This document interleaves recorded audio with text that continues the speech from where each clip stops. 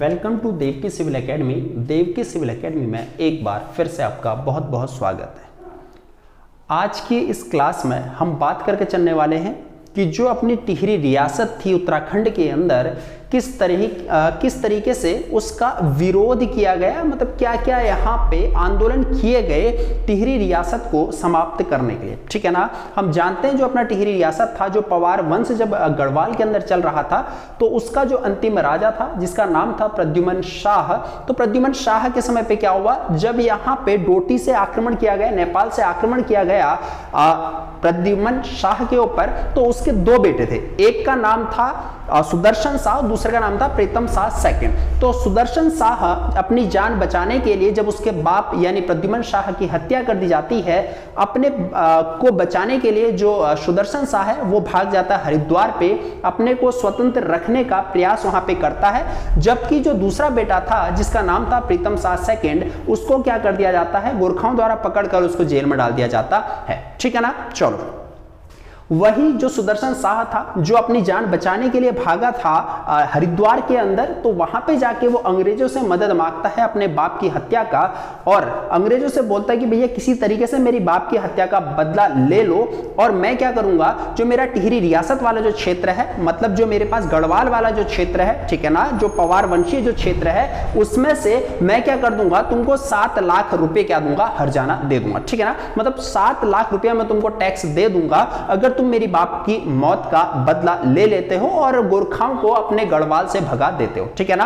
तो यहां पे अंग्रेज मान जाते हैं सुदर्शन शाह की बात को, और इसके चलते अंग्रेज आक्रमण कर देते हैं यहां पे 1815 के अंदर उत्तराखंड के अंदर। ठीक है ना। 1815 में उत्तराखंड के अंदर, जिसके साथ यहां पे संगोली की संधि होती है, और दोनों के मध्य यहां पे गोरखाओं और अंग्रेजों के मध्य संगोली की संधि होती है, जिसमें यहां पे गोरखा क्या होते हैं, अंग्रेज यहां उत्तराखंड से अपना अधिकार छोड़ना तय कर देते हैं। ठीक हो गया ना। चलो, इसके चलते यहां पे अब भैया यहां पे सुदर्शन शाह ने बोला था कि मैं क्या करूंगा कि मुझे यहां पे जिता दो, मैं 7 लाख रुपए दूंगा, लेकिन अपनी शर्त के अनुसार सुदर्शन शाह 7 लाख रुपए नहीं दे पाता अंग्रेजों को, जिसके चलते अंग्रेजों को गुस्सा आता है, और अंग्रेज क्या करते हैं, जो अपना उत्तराखंड का जो पवार वंशी जो क्षेत्र था, गढ़वाल वाला जो क्षेत्र था, उससे पूर्व में जितना भी अपने पास उत्तराखंड है वहां का क्षेत्र अपने कब्जे में ले लेते हैं, और टिहरी का एक छोटा सा साम्राज्य दे देते हैं, छोटी सी एक जगह दे देते हैं रहने के लिए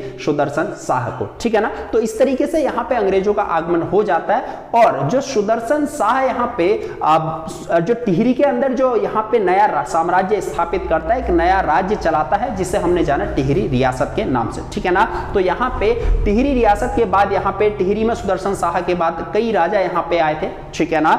टिहरी के बाद यहाँ पे उसमें हमने देखा था यहाँ पे टिहरी के जो अपना सुदर्शन शाह है, उसके बाद यहाँ पे अनेक राजा यहाँ पे आते हैं, लगभग 6 राजा यहाँ पे आते हैं। लास्ट में जो अपने पास आता है नरेंद्र शाह, फिर मानवेंद्र शाह जो आता है, और फाइनली 1 अगस्त 1949 को यहाँ पे जो टिहरी रियासत है उसको यहाँ पे भारत में विलय उसका कर दिया जाता है, या फिर उत्तर प्रदेश में उसका विलय कर दिया जाता है। ठीक है ना। तो ये तो पूरी कहानी थी भैया, किस तरीके से टिहरी रियासत का जन्म हुआ था और किस तरीके से टिहरी रियासत यहाँ पे खत्म हुई थी। हम बात करके चलने वाले हैं आज के इस टॉपिक में कि किस तरीके से जब टिहरी रियासत था उस समय उससे संबंधित क्या क्या आंदोलन यहाँ पे हुए थे अपने उत्तराखंड के अंदर, यानी टिहरी यानी गढ़वाल वाले क्षेत्र में क्या क्या आंदोलन किए गए थे कि टिहरी रियासत को खत्म करने के लिए। ठीक है ना। तो आज हम देख के चलने वाले हैं टिहरी रियासत संबंधी आंदोलन। तो जरा सा मैं हेडिंग लिख के चलूंगा, टिहरी रियासत संबंधी आंदोलन।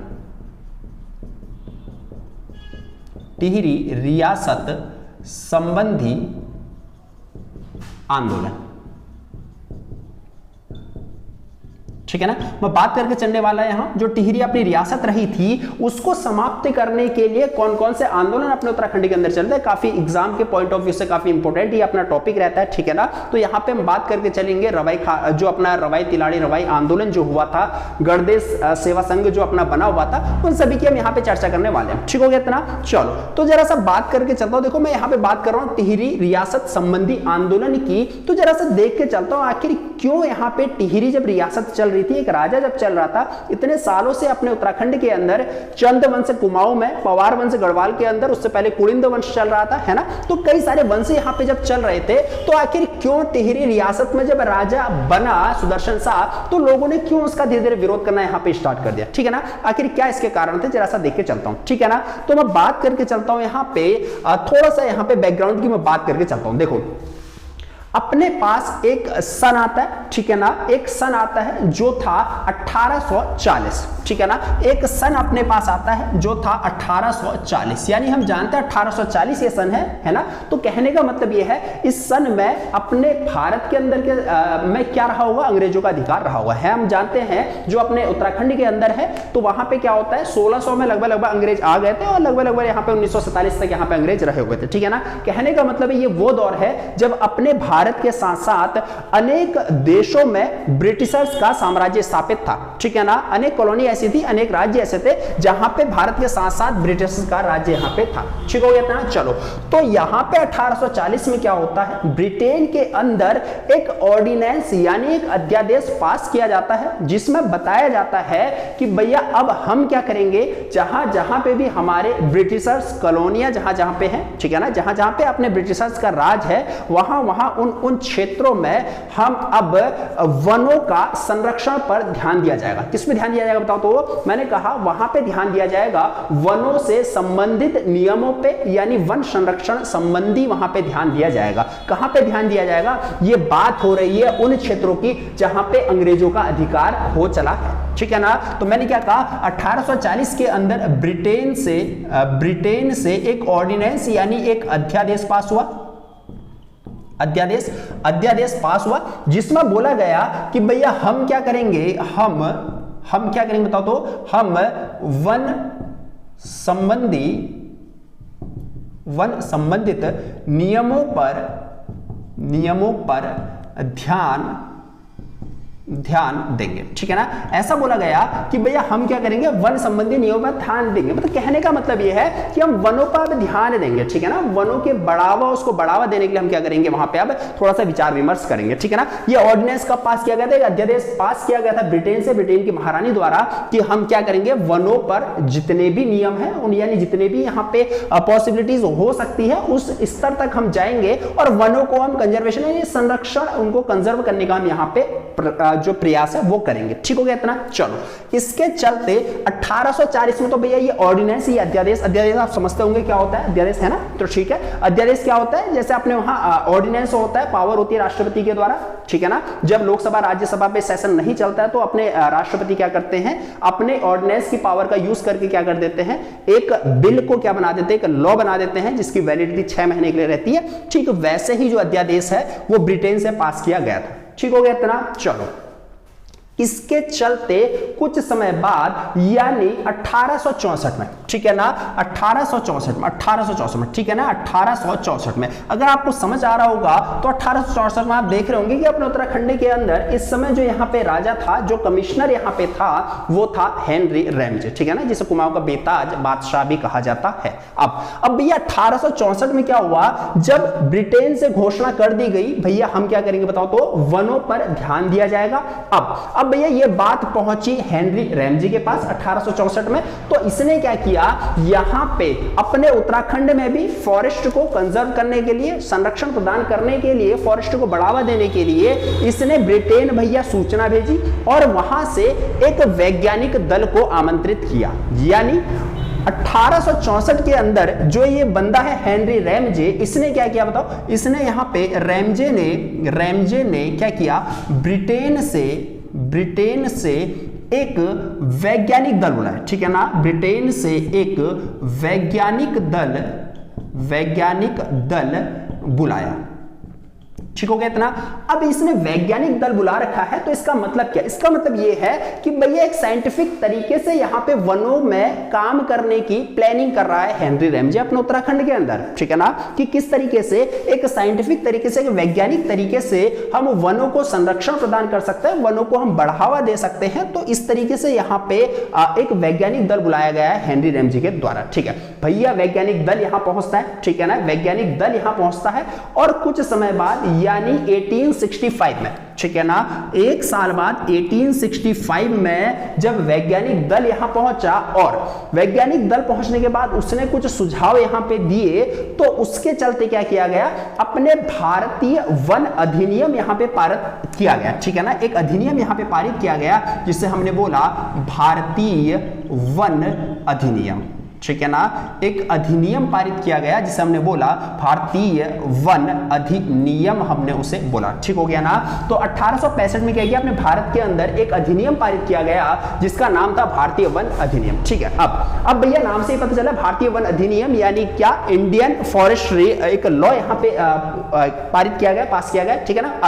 अब जब भारत के अंदर लॉ ऐसा पास हो गया है जिसमें वनों से संबंधित प्रावधान है, तो इसका मतलब जायज सी बात है कि अपने उत्तराखंड में भी इसका प्रभाव देखने के लिए मिलेगा, है ना। तो इसके चलते कुछ समय बाद यानी 68 में, ठीक है ना, 1868 में क्या होता है, 1868 में, ठीक है ना, 1868 में इसका प्रभाव अपने कुमाऊं में देखने के लिए मिलता है। कुमाऊं में भी क्या किया जाता है, एक यहां पे कुमाऊं वन अधिनियम पारित किया जाता है, ठीक है ना, क्या पारित किया जाता है, कुमाऊं वन अधिनियम पारित किया जाता है अपने कुमाऊं के अंदर 1868 में, ठीक है भैया। अब कुमाऊं के अंदर जब पारित हो चला है तो जायज सी बात है भैया गढ़वाल के अंदर भी पारित किया जाएगा, है ना। तो इसके चलते 1 साल बाद यानी 69 में, ठीक है ना, 1869 में यहां पे गढ़वाल के अंदर एक अधिनियम फिर से पास किया जाता है जिसका नाम रखा गया गढ़वाल वन अधिनियम, इसका नाम रखा गया, ठीक है ना, गढ़वाल वन अधिनियम, ठीक हो गया इतना, ठीक है भैया। कुमाऊं के अंदर भी वन अधिनियम पास हो चला है, गढ़वाल के अंदर भी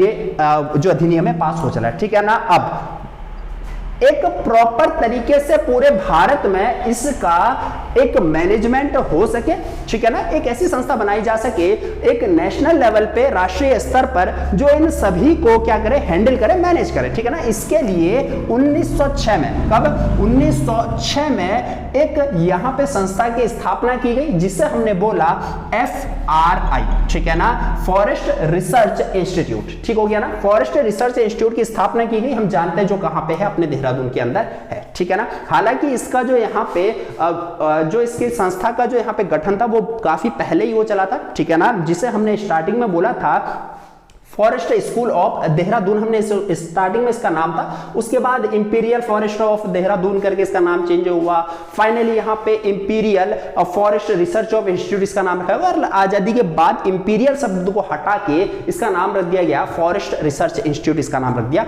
गया, ठीक है। अब भैया यहाँ पे वनों को संरक्षण देने के लिए, उनको कंजर्व करने के लिए यहाँ पे FRI की भी स्थापना कर दी गई है, ठीक है। एक अच्छे लेवल पे काम किया जा रहा है कि वनों को संरक्षण दिया जाना चाहिए, ठीक है। आखिर जब इतना अच्छा काम अंग्रेजों ने किया, वनों को सेव करने का, कंजर्व करने का, जब इतना अच्छा काम यहाँ पे चल रहा था, तो आखिर ऐसी क्या बात यहाँ पे हुई कि अपने पास टिहरी रियासत में जो राजा था उनका विरोध यहाँ पे होने चला था, ठीक है ना। क्यों उनका विरोध फिर हो रहा था जब इतनी अच्छी पॉलिसीज यहाँ पे चल रही थी अंग्रेजों की, ठीक है, जरा सा देख के चलता हूं, ठीक है।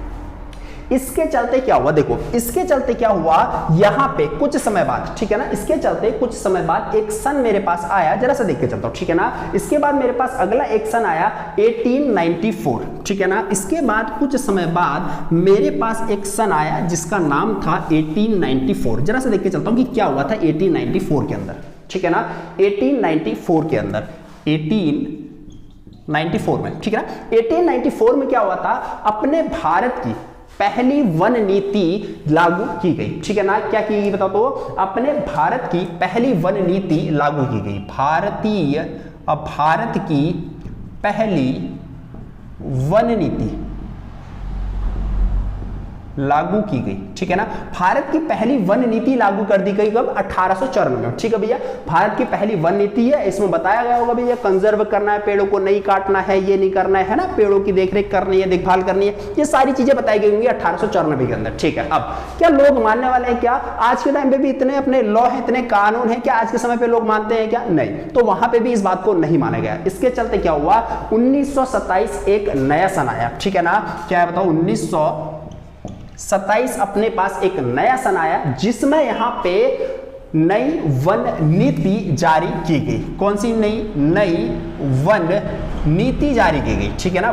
नीति का मतलब नियम से है, तो मतलब वनों से संबंधित नए नियम यहां पे जारी किए गए 1927 के अंदर, ठीक है। अब जब यहां पे नई वन नीति जारी की गई, ठीक है ना, तो नई नीति ये जारी जब की गई तो इस नई वन नीति के तहत क्या हो रहा था, जरा सा समझ लेता हूं। देखो, नई वन नीति के तहत इसमें अंग्रेजों ने बोला कि भैया हम क्या करेंगे, अब जितने भी कृषि योग्य भूमि जो भी है, जो जंगल से लगी हुई है, ठीक है ना, कृषि योग्य भूमि जो जंगलों से लगी हुई है, उस भूमि को हम अब वनों में परिवर्तित करेंगे, उस भूमि को अब हम जंगल में बदल देंगे। किसने बोला ऐसा बोला भैया अंग्रेजों ने। किसने बोला? अंग्रेजों ने। क्या बोला कि भैया आज तक जिस पे तुम अपना गेहूं धान उगाते आए हो, जिस पे तुम अपनी दाल सब्जी उगाते आए हो, अब उस पे हम बाज के पेड़ लगाएंगे, चीड़ के पेड़ लगाएंगे, ठीक है ना। ऐसा कौन कह रहा है बताओ तो? ऐसा कह रहा है कौन? अंग्रेज लोग कह रहे हैं। ठीक है, बड़ी समस्या होगी भाई। अब जब तक बात इतनी थी कि भैया वनों को संरक्षण देना चाहिए,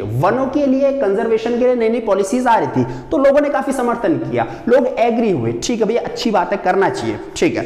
अब जब लोगों को पता चला कि भैया उनके ही खेतों पे को काटकर वन बनाया जा रहा है, तो लोगों ने बड़ा विद्रोह किया, फिर बड़ा यहां पे भयंकर लोगों ने विरोध इसका किया। अब बड़ी समस्या हो गई। नई वन नीति के तहत क्या था? इसके तहत था कि भैया वनों से लगी हुई कृषि योग्य भूमि को वनों में बदला जा रहा था। ठीक हो गया ना। यानी जो वनों से लगी हुई जो कृषि योग्य भूमि है, जो खेत हैं वनों से लगे हुए, उनको कहां बदले जा रहे? वनों में उनको बदला जा रहा था। अब भैया वनों में बदल रहे, इसका मतलब लोग तो यहां पे शांत नहीं रहने वाले हैं, ठीक है ना, सिंपल सी बात है, लोग यहां पे शांत नहीं रहेंगे। तो जरा से देख के चलता हूं, जब ऐसा हो रहा था तब क्या हुआ भैया? ऐसा हुआ और ठीक ऐसा ही ऑर्डर दिया गया गढ़वाल के अंदर। जो उस समय राजा था, उस समय जो राजा था नरेंद्र शाह, ठीक है ना, लगभग 1913 से लेकर 1946 तक वो अपने गद्दी पे बैठा रहा काफी लंबे समय तक गढ़वाल के अंदर, टिहरी रियासत में। तो यहां पे जो नरेंद्र शाह था उसने भी यही कहा, भैया अब क्या होगा कि तुम्हारे खेतों में भी क्या कर दिया जाएगा, धान और अब गेहूं तुम्हारे खेतों में नहीं उगेंगे। क्या उगेंगे फिर? तुम्हारे खेतों में उगेंगे भैया चीड़ के पेड़, बाज के पेड़, है ना, अनेक प्रकार के जो जंगली पेड़ होते हैं उनको उगाया जाएगा। अब तुम अपने खेतों पर कृषि नहीं करोगे, ठीक है। क्या लोग मानने वाले? नहीं। लोगों के पास एकमात्र उनकी जीविका का सहारा है, जो है कृषि, ठीक है ना। अब अगर उसको भी उनसे छीन लिया जाए तो भैया लोग क्या करेंगे? देखो, अगर उनको छीन लेता तो भी उनको मरना ही है, भूखा मरना ही है उनको। तो उन्होंने ये तय किया कि हम क्या करेंगे भैया, इस चीज का काफी ज्यादा विरोध करेंगे, ठीक है। अब बात चलते रही 1927 से लेके ऐसा करेंगे चलता रहा, अभी तक किया नहीं था, ठीक है ना। जब बारी करने की आई भैया, उनके खेतों को काटकर वन बनाया ही जा रहा था, तो एक समय आ गया 30 मई 1930, एक डेट अपने पास आई 30 मई 1930, ठीक है। इस 30 मई 1930 को जब यहां पे खेतों को काटकर वन में बदला जा रहा था, तो लोगों ने तय किया कि भैया हम क्या करता, अब चुप नहीं बैठने वाले। हम क्या करने वाले हैं? चुप नहीं बैठने वाले। अब हम क्या करेंगे? हम यहां पे जो अपना टिहरी रियासत है, वहां पे एक जगह पड़ती है, एक गांव पड़ता है जिसका नाम है रवाई। क्या है बताओ तो? रवाई। इसी को हम तिलाड़ी भी बोलते हैं और इसका एक नाम है रवाई, ठीक है ना। रवाई गांव के लोगों ने भयंकर विद्रोह किया, विरोध किया, बहुत ज्यादा ऑब्जेक्शन उठाया कि भैया हम अपनी जान दे देंगे लेकिन अपने खेतों को वनों में नहीं बदलने देंगे। ऐसा किसने बोला? ऐसा बोला जो अपने टिहरी रियासत के अंदर जो रवाई गांव था उनके लोगों ने, ठीक है। इतना चलो। अब भैया यहां पे अंग्रेजों का ऑर्डर है, नरेंद्र शाह का ऑर्डर है। क्या लोग रुकने वाले हैं? क्या लोग नहीं रुकने वाले हैं, ना ही खेतों को बचाने से वो रोक पाएंगे। तो जरा क्या होता है देख के चलता हूं, ठीक है। डेट आई थी 30 मई 1930 को। लोगों ने तय किया कि भैया हम सब लोग क्या करेंगे, जो अपना महापंचायत घर है, महापंचायत मैदान जो है, वहां पे क्या करेंगे, हम बैठ जाएंगे और क्या करेंगे, अनशन करेंगे। और वहां पे जो अपनी सरकार है, अंग्रेज है, जो अपना राजा है नरेंद्र शाह, उसके खिलाफ क्या करेंगे, नारेबाजी वहां पे करेंगे, ठीक है।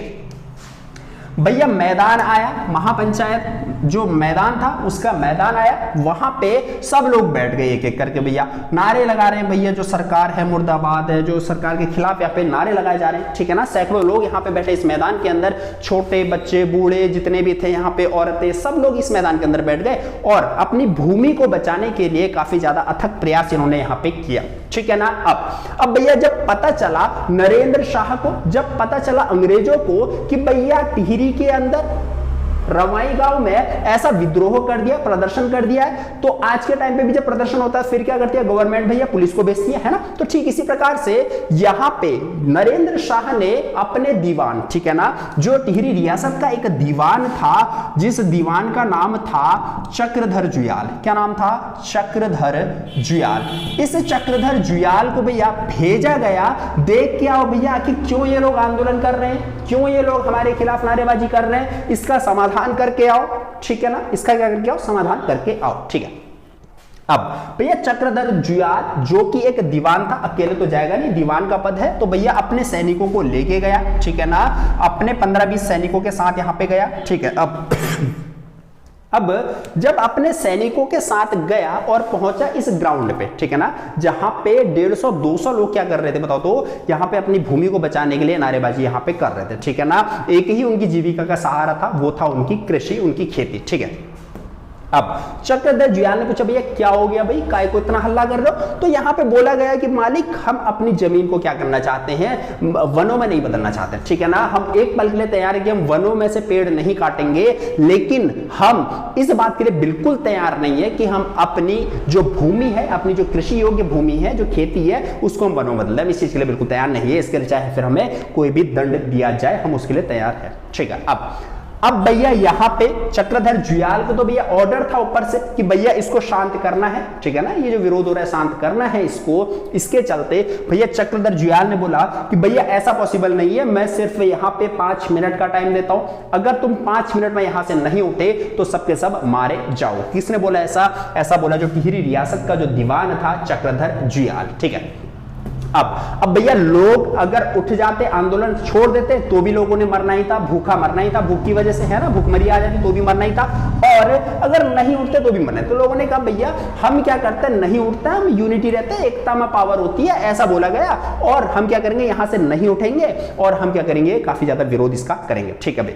अब यहां पे विरोध चल रहा था, काफी लोग यहां पे बैठे हुए थे भैया, तो यहां पे चक्रधर जुयाल ने गिनती स्टार्ट की, 5 मिनट का वेट किया और गिनती स्टार्ट की 1 2 3 और ऑर्डर दे दिया फायर का। भैया फायर का ऑर्डर दिया, और यहां पे इन तमाम बैठे लोगों में से यहां पे लगभग 70 से ज्यादा लोग मारे गए, ठीक है ना, 70 से ज्यादा लोग यहां पे मारे गए, और बाकी कई लोग यहां पे, सैकड़ों लोग यहां पे क्या हो गए, चोटिल हो गए, घायल हो गए, ठीक है ना। तो काफी लोग यहां पे घायल हो गए, ठीक है ना। तो काफी दर्दनाक उस समय का हादसा रहा होगा, जिस समय यहां पे बैठी जनता, एक भावुक, एक मासूम सी जनता, यहां पे किसानों के बीच में से ही यहां पे क्या कर दिया गया, गोलियों की बौछार यहां पे कर दी गई, ठीक हो गया ना। तो यहां पे इस तरीके से जब चक्रधर जुयाल ने ये यहां पे कांड किया, तो यहां पे क्या हुआ, ठीक ऐसा ही कांड अपने एनसी, जो अपना मॉडर्न हिस्ट्री जब हम पढ़ते हैं, आधुनिक भारत जब हम पढ़ते हैं, तो 13 अप्रैल को वहां पे भी एक घटना घटी, जिसे हम बोलते हैं जलियांवाला बाग हत्याकांड, है ना। तो वहां पे भी क्या हुआ था, ठीक ऐसा ही वहां पे काम किया गया था, जो किया गया था जनरल डायर ने, है ना, जनरल डायर ने। तो वहां पे भी एक ऐसा ही काम किया गया था, वहां पे बहुत ज्यादा लोग मारे गए। तो ठीक वैसा ही एक छोटा रूप हमें उत्तराखंड के अंदर भी देखने के लिए मिला, जिससे हम बोलते हैं रवाई तिलारी कांड, हम इसे यहाँ पे बोल देते हैं, ठीक है। अब चूंकि वहां पे जनरल डायर था, अंग्रेज अधिकारी, गोली चलाने का ऑर्डर देने वाला, और यहां पे चक्रधर जुयाल था, इसलिए इस चक्रधर जुयाल को हम क्या बोलते बताओ, तो इस चक्रधर जुयाल को हम उत्तराखंड का जनरल डायर भी बोलते हैं, ठीक है ना। इस उत्तराखंड का जनरल डायर भी हम इसे बोलते हैं, चक्रधर जुयाल को। और साथ ही साथ इस घटना को हम क्या बोलते बताओ, तो उत्तराखंड का जलियांवाला बाग हत्याकांड इसे बोला जाता है, ठीक है ना। उत्तराखंड का जलियांवाला बाग हत्याकांड इस घटना को बोला जाता है। काफी दर्दनाक एक घटना उस समय रही थी, ठीक है ना। तो इस तरीके से यहाँ पे क्या था, विरोध चल रहा था इस नई वन नीति का, ठीक है ना, जिसके चलते ये एक कांड यहाँ पे हमें देखने को मिला, ठीक है। मामला शांत नहीं हुआ, मामला शांत हो जाएगा क्या, नहीं, मामला शांत नहीं हुआ। इतने लोगों की जो जानें हैं वो इस तरीके से जाया नहीं जाएंगी। इसके चलते क्या किया गया, कुछ समय बाद, ठीक है, जरा सा देख के चलता हूं अगला आंदोलन कब होता है, ठीक है ना। इसके कुछ समय बाद एक संघ की स्थापना की गई, ठीक है ना, जो बनाया गया 1938 में, ठीक है। जरा सा देख के चलता हूं इसके बाद क्या हुआ। इसके बाद यहां पे एक सन मेरे पास आया जो था 1938, देख के चलता हूं, ठीक है। इसके बाद एक सन मेरे पास आया जो था 1938। देखो यहाँ पे 2730 के अंदर 1930 के अंदर ये कांड हुआ था, ठीक है ना। 1938 यानी 8 साल बाद एक सन आया, इसमें एक संघ, एक संस्था की स्थापना की गई जिसे हमने बोला गणदेश सेवा संघ। क्या बोला बता तो गणदेश सेवा संघ, एक यहाँ पे संस्था बनी जिसे हमने बोला गणदेश सेवा संघ, ठीक है, गणदेश सेवा संघ। इस गणदेश सेवा संघ की जो स्थापना है 1938 में की गई। कहां की गई भैया, ये की गई दिल्ली में। कहां की गई, ये की गई दिल्ली में, ठीक है ना, स्थान दिल्ली में। अब दिल्ली के अंदर सेंटर है पूरे भारत का, तो यहां पे इस संस्था का गठन किया गया। अब ये लोग वही है उत्तराखंड वाले, ठीक है ना। इनका विरोध अभी भी चल रहा है कि भैया वन नीति बदलो, ठीक है ना, वन नीति क्या करनी चाहिए, बदलनी यहां पे चाहिए, ठीक है।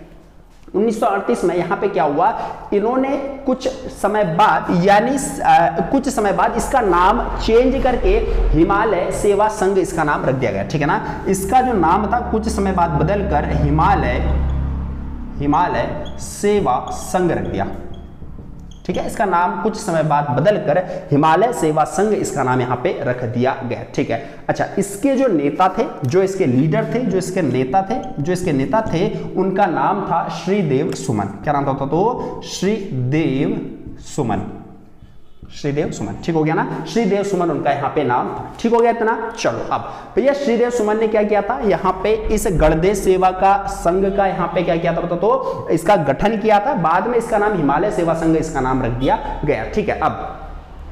अब यहाँ पे इसका उद्देश्य क्या था, जरा सा देख के चलता हूं। इस संगठन का उद्देश्य क्या था, इसका दो उद्देश्य, देखो इसके दो उद्देश्य थे। पहला उद्देश्य इसका ये था कि भैया अपने उत्तराखंड के अंदर जो नई वन नीति है उसको क्या करो, बदलो, ठीक है ना। जो हमारी कृषि योग्य भूमि जो काटी जा रही है, ठीक वही जो नियम थोड़ी देर पहले जो रवाई कांड हुआ था, ठीक वही नियम को यहाँ पे था कि भैया जो अपनी कृषि योग्य भूमि जो यहाँ पे काटी जा रही है उसको क्या करने का है, यहाँ पे खत्म करने का है, ठीक है। पहला क्या था बताओ तो, जो नई वन नीति बदलो। पहला जो इसका उद्देश्य था वो था नई वन नीति बदलो, और इसका जो दूसरा उद्देश्य था वो ये लोग बोल रहे थे कि भैया जो अपना रवाई कांड है, जो अपना रवाई तिलारी कांड है, इस रवाई तिलारी कांड के हथियारों को सजा दो, हथियारों को सजा दो, ठीक है ना। क्या दो भैया, उनको सजा दो, ठीक है ना। दो इनके उद्देश्य, पहला भैया क्या करने का है, नई वन नीति जो है उसको बदलने का है, ठीक है ना। जो अपने खेत है उनको काटने का नहीं है। और दूसरा यहाँ पे क्या करने का बताओ तो, जो रवाई कांड के जो हथियारे हैं, जो अपना चक्रधर जुयाल है उसके साथ जो भी मिली भगत जिन्होंने भी कर रखी है, उनको क्या करने का यहाँ पे सजा देनी है, उनको दंड देना है, उनको पनिशमेंट देना है, ठीक है ना। तो इन दो मांगों के साथ क्या किया गया, इस गणदेश सेवा संघ का यहाँ पे संगठन किया गया, गठन किया गया अपने दिल्ली के अंदर 1938 में। बाद में इसका नाम क्या रख दिया गया, हिमालय सेवा संघ इसका नाम रख दिया गया, ठीक है ना। तो ये एक बेसिक सा टॉपिक हमने लिया था जिसमें हमने बात किया टिहरी रियासत संबंधी आंदोलन की, हमने बात की थी, जिसमें हमने देखा तिलाड़ी रवाई कांड की हमने यहाँ पे बात की, और हमने ये देखा कि बैकग्राउंड किस तरीके से वन संबंधी जितने भी नियम थे कहाँ से इनकी स्टार्टिंग हुई थी, है ना। तो ये अपना जो एक टॉपिक था, ठीक हो गया ना। तो अगर ये वीडियो आपको पसंद आया हो तो इस वीडियो को लाइक कीजिएगा, शेयर कीजिएगा। अगर अभी तक आपने हमारे चैनल को सब्सक्राइब नहीं किया तो चैनल को जरूर सब्सक्राइब कीजिएगा। मिलते हैं आपसे अगली वीडियो में एक नए टॉपिक के साथ, तब तक के लिए थैंक यू।